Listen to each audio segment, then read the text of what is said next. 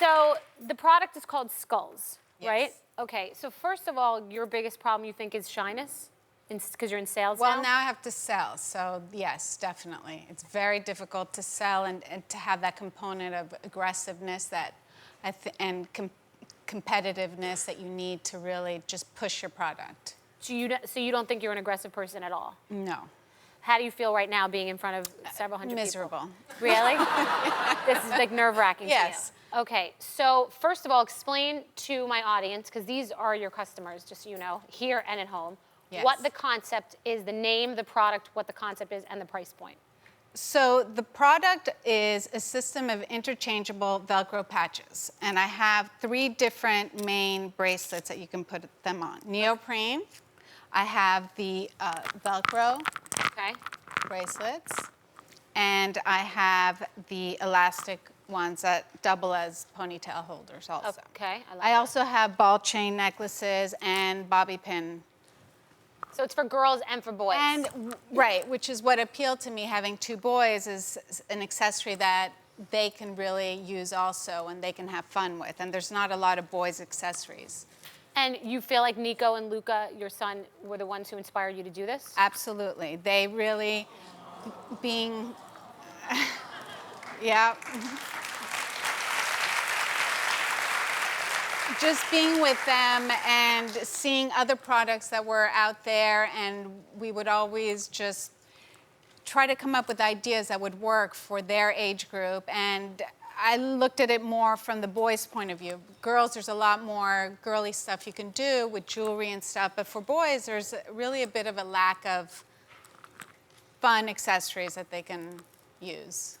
So what are the stakes? What's the money? Like, what's the motivation? What's going on emotionally with you about this business? And even though you think that I would know all this, we talk, but lives are, you know, fast. She has her kids, I have my kids, I have the show. We don't really get into depth. This is really the first time I've actually heard, you don't talk about the emotionality of this business Right. with me, really. It was the natural transition of the kids getting a little bit older and having more time. I made a sample of this just because I was trying to think of how could I get a patch as a bracelet, just for me, for fun. And I wore a couple, and everyone would say, "Oh, that's so cool. How did you do that?" And the kids were excited about the idea of selling it to their friends at school. And it just started happening. And really, the business part of it, you know, seeing you go through all your different steps from Princess Pashmina to the cookies to the whole thing, it didn't make it so scary, such a scary thing for me. And I've been brushing up on my Skinny Girl Solutions chapters also.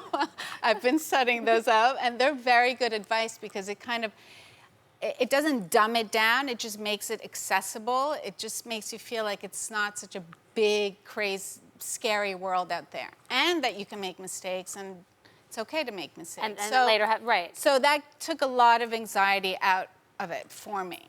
We have to take a break, but I just want to ask one question. Do you feel like you've bitten off more than you can chew? Not yet. I just need to sell. Now I'm at the point where I need to sell. I have to stop making stuff, and I have to stop preparing and organizing and making new patches.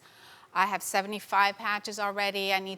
I just need to sell is really what I need to be doing. A lot of times people stay in the prep stage, Yes. whether it's their business plan or preparing, and now we have to get to the gate because somebody else could come up with this idea, and now's the time to get to the gate.